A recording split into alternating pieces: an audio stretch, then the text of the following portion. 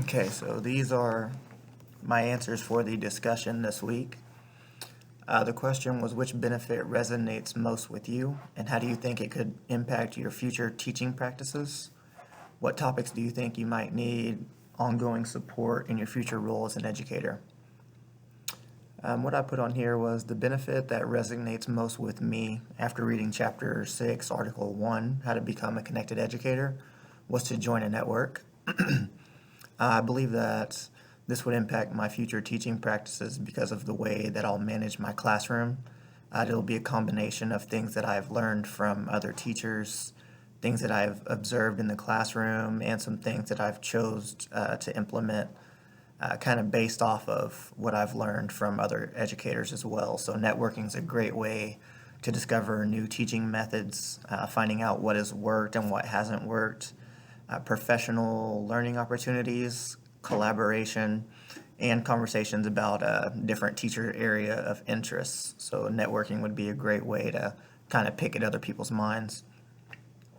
The topic that I believe might need ongoing support in my future role as an educator is going to be digital citizenship.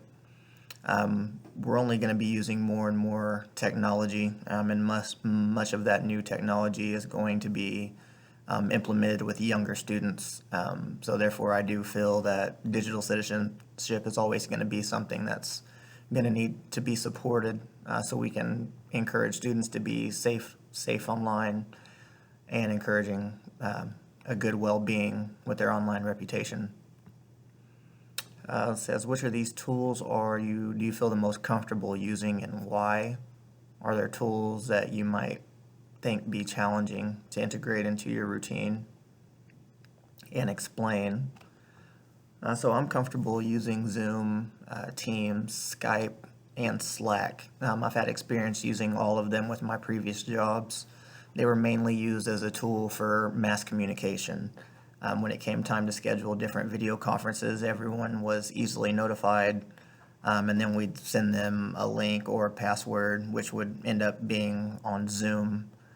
So Slack was just kind of the messaging board area where we knew everybody can see and acknowledge the messages. So that and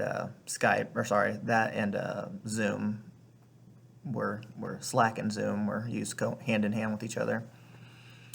I believe that social medias such as Twitter, Facebook, Instagram, those would be challenging to incorporate into routines, just because I believe students would have a hard time staying focused.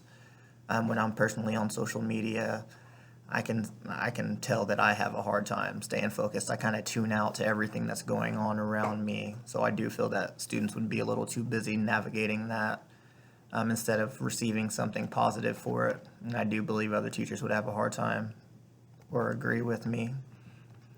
And then the last question, take some time to research one of the many resources discussed in the article for becoming a connected educator, and share one you're excited about learning more or experiencing more and adding to your PLN. One of the resources that I personally am most excited about, I would say, is educational podcast. These are some things that I've explored for a while now. A few of my favorites are American History Tellers and Real Dictators. Those are both history podcasts that can be found on Spotify. If you are interested in history, those are two great resources for learning.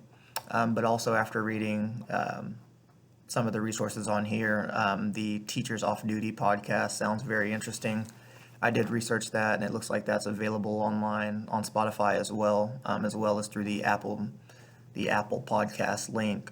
It looks like it contains comedy and education, gives stories about classroom experiences of experienced educators, which I think will be good because sounds like a lot of them are going to be funny and a lot of them are educational. So I do feel those resources will be very valuable as well. So that's the answers to the discussion questions this week, and I hope everyone has a great week. Thank you.